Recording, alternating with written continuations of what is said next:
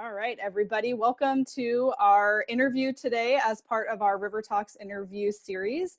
We're really excited today to be talking with Jason Carney, and he is the president of the nonprofit Tennessee Solar Energy Association, and he also has his own business, Energy Electives. So he focused on energy efficiency and solar power. So Jason and I first connected earlier this year. I think it was right in the beginning of the year in January, when the Compact put on the Nashville Youth Climate Summit. And Jason attended the event and spoke about clean and sustainable energy with the students that attended, as well as some of his work in green jobs and economic development. So it was really fun, Jason, when we got to chat about the summit, and I'm excited to talk with you more today about your career in solar energy and kind of connecting to some of the work that we do. So I guess just to start, I'd love to hear about how did you get involved in renewable and solar energy as a career? Okay, well, first let me say thank you, Catherine, for having me on. And I'm very fortunate to have been able to be at that event that you invited me to. So, and it led to some really good things since then. So Great. I have to first pause and just say you are kind of the catalyst for all this, and I appreciate you. Well, thank you.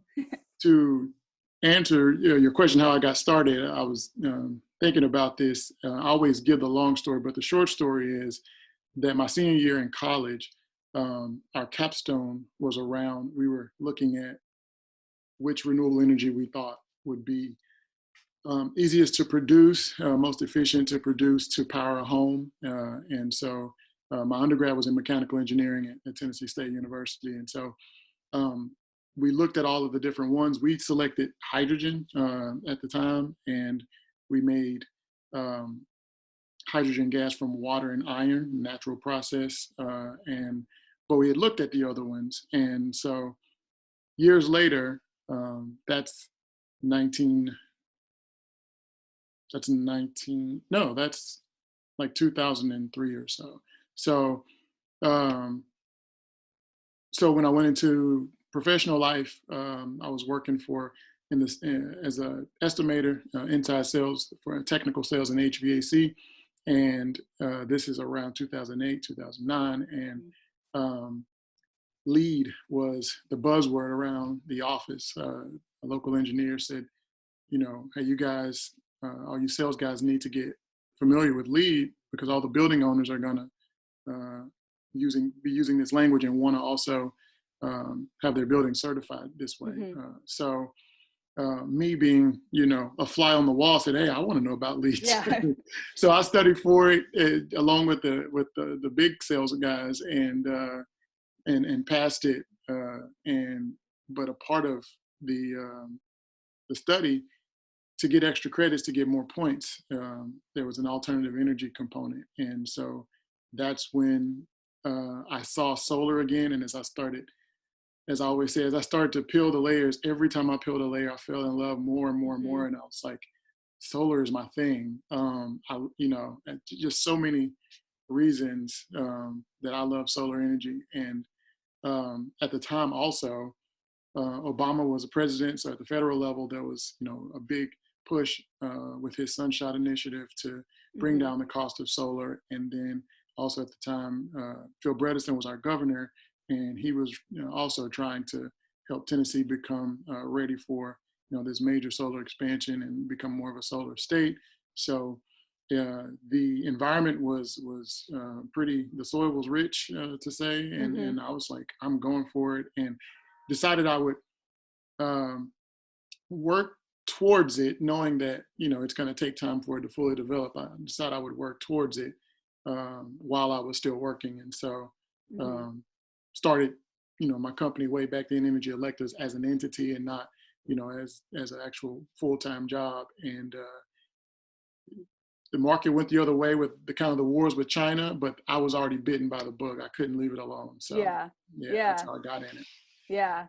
And I think that's, we have a lot of, high schoolers that we talk to and teenagers. And I think that message of kind of how you got into your career in science is not something that maybe was right there from the beginning. It had some changes as you're kind of going along and sort of discovering this, which I think is really fun about being in these careers, is that you can start off, you have a degree in mechanical engineering and you kind of find your way to something that you're just so excited about, but you might not have known about it when you're 18 or 17 in high school or in college trying to figure things out. So I think that's always a good message for people to hear. And so you talked a little bit about what solar energy looked like in 2008, 2009. So what does solar energy and renewable energy look like in Tennessee now? Yeah, so that's pretty, there's a lot to that question. um, I would say that for your diehards, your environmentalists, people that understand what is needed to address climate change, that it's an uphill battle. There's a big hill to climb. In that our only utility for the state of Tennessee, TVA, TVA, is going to have to really accelerate the speed of what they are allowing or what they are willing to allow into their grid, if we're going to meet the needs that we understand that climate change presents. So, for environmentalists, diehards, real uphill battle. We got a long way to go. For your utility scale businesses, it's a good environment.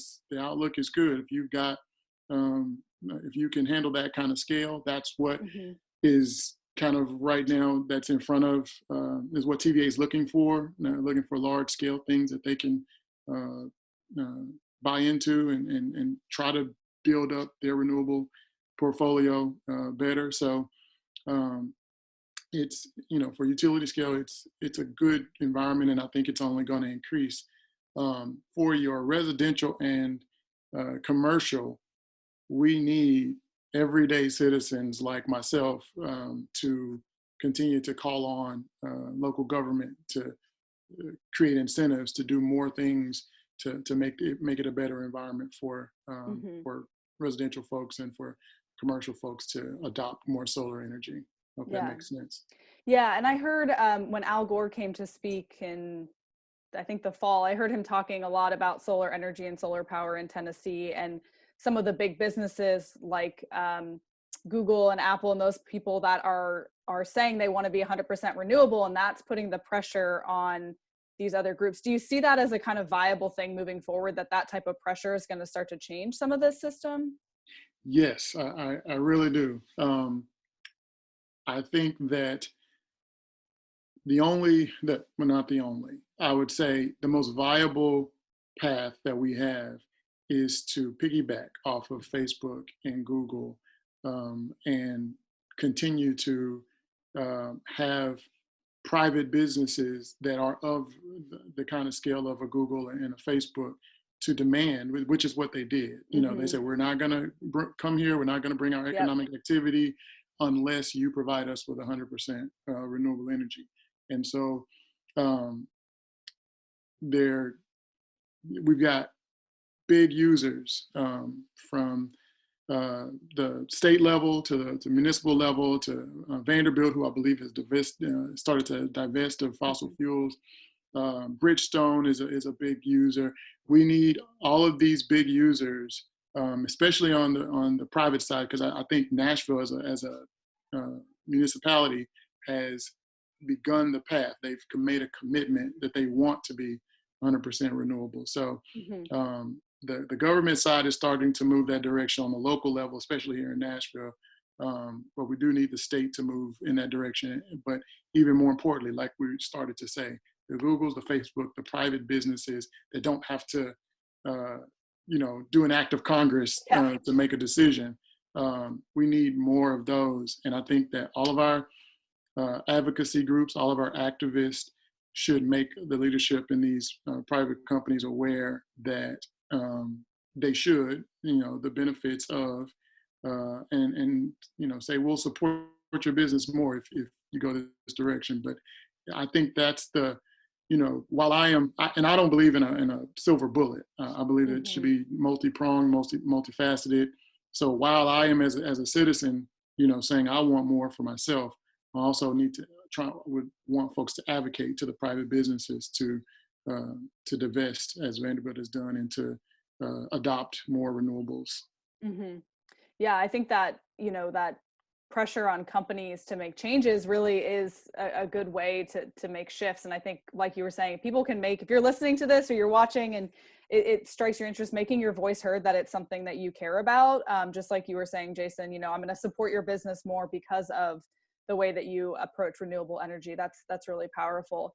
And you mentioned a little bit about residential homes and sort of how more private residents can engage in solar. And I know that there are some policies in place that make that really difficult and not really advocating for that. How can people navigate if they're interested in having solar residentially on their own home? Yeah, so to give you a brief history, many years ago, TVA gave a premium if you were a residential customer if you put solar on your home. So whatever they charged you for electricity, for for the electricity that you provided through your solar or through another renewable uh, power generation, they would give you that cost plus 15 cents, or so if they were charging you 10 cents for the power you're getting from them, they would give you 25 cents for the power that you provided to them. That was really a great program. I'm not sure if they understood how much the demand was out there for it, but it started to be adopted more and more. And then the prices of solar also fell as well. So, adoption was spreading and more people. So they continued to drop that premium uh, all the way to today, where there is no program at all Mm, for residential customers. So understanding that as the brief history, to go forward, I would say um, I would first do whatever internet research you can. That's always, kind of get yourself somewhat educated as you go into anything, whether it's house or car buying. Try to educate yourself as mhm, much as you can. But call TSEA, Tennessee Solar Energy Association, of which I'm current president. There's also an association called Tennessee Solar Energy Industries Association. Um, you can look us up on the web. These are associations that can put you in contact with the folks like myself that do the installations, or even just if you want to look at it from an academic standpoint, whatever questions you might have. Um, TENSEA, which is me, Tennessee Solar Energy Association, and then Tennessee Solar Energy Industries Association, are two really strong nonprofit advocates for solar in Tennessee. So um, that's a, I'd say start there. TNSolarEnergy.org is our website. TNSolarEnergy.org. And then you can definitely call Energy Electives or look up our website, energyelectives.com, or 615-669-3671 is also our phone number. And we'll get you started. I like to get an assessment of roofs, and I don't want to get too technical, but we'll find out if your spot is eligible, your location is eligible, and then go from there. yeah, that sounds great. I know we asked some of our members for questions, and we got a lot of questions about specifics around solar panel installation. If you've Sure. got shade on your roof, or how to integrate with an electric car. So if those were questions that you had, we'll put all the website links and everything available so that you can learn more from Jason and get some more details to move forward. Awesome. Um, and Jason, I know a big focus of your work has been ensuring that low-income communities and communities of color don't miss out on benefits of renewable energy and solar power. So could you talk a little bit about the work that you've done in that area as it connects to the work that you're doing to promote solar just in general as well? Yeah. So one of the things I found as I was, learning more about solar, locally, which I didn't have any real visibility to nationally, but locally, I found that there just wasn't any, if not many, people of color in the local industry, and so um, that was something that I felt the statistics say that solar energy, especially back in '08 and '09 when I was first getting into it, said that, hey, it's a job creating powerhouse. It outpaces the overall economy as far as job creation 4-1. So when you look at communities of color and underserved communities, this is what is needed probably more than anything. You need more economic activity. You need more jobs. And I've always said it's more than jobs. It's we need a full economy. The economy is kind of locked a lot of people of color out, and this is an economy that you can't be locked out from. As I often say, you need millions and millions of dollars to get in the energy industry. You've got to buy the land for millions. You've got to drill and look, and that costs millions of dollars for that equipment. And then you've got to extract, which is millions of dollars, and transport, and then refine, and then distribute, and all of that says if you don't have multiple millions of dollars that you can lose, because none of that's guaranteed, then it's hard to get in the energy industry. But the sun is here for everyone, and solar energy, there's no moving parts, so it's literally you put it in, lock it in, and you can generally walk away for next 20, 25 years or more. And all you got to do is just not kill yourself. So, it's electricity. So it's not like I would, have anybody off the street do it. That's why we get certifications. But you learn about it, and so that's kind of the catalyst or what led to me teaching this to high school students. So I was in a program at Lipscomb University that kind of helped me build out the civic leadership program, to help me build out the thought on what I wanted to do. And it was all about going into the community and learning how you can help the community in one way or the other. And that's what I'm a native of Nashville. And, as much as my technical side was around mechanical engineering, I also have this very native community side of me that I want to bring the two together. And I wanted to, show that, we can solve our own problems. We don't need a whole lot of outside help. And we've got this sun, right here every day. Like right now, it's a great day for the sun. And I'm making probably a lot of power with the panels on my house. But yeah, the program helped me to flesh out the thought, and I brought it to community. They said, great. We'd love to support you. This was the Whites Creek Community Club, and the president there, Mac Wilson, and his wife, Wendy, were great. And so then we had to find a location. Long story short, the high school itself, and just finding the high school itself was serendipitous. And I really got to rush on, because I could talk about this forever, Kathy. This is like my life. So to make a long story short, we taught the kids how to design, to procure equipment, to look at, talk to contractors, go down to the codes office. We went top to bottom, everything you need to do, need to know, and how to do it. And it was hands-on. And on April 11th of last year, we did a ribbon cutting. And so you can go over to Whites Creek High School right now and see solar power being put into the building over there at the school. And real, the school system was great that worked with us. Casey Migo was great to help me out with whatever I needed. So, it was a great experience.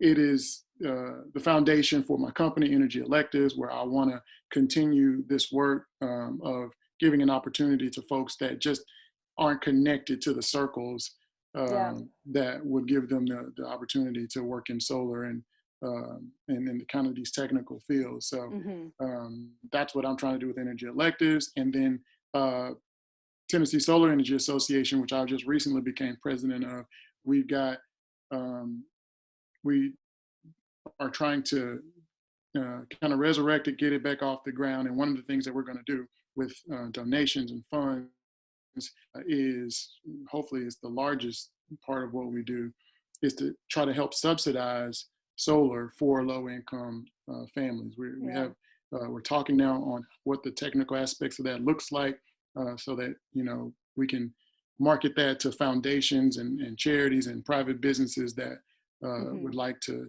see that proliferate. So kind of, as I said, all around me, this is my life. I want to be able to expand the ability for more communities to get involved with this economy of solar, this green economy, as I call it.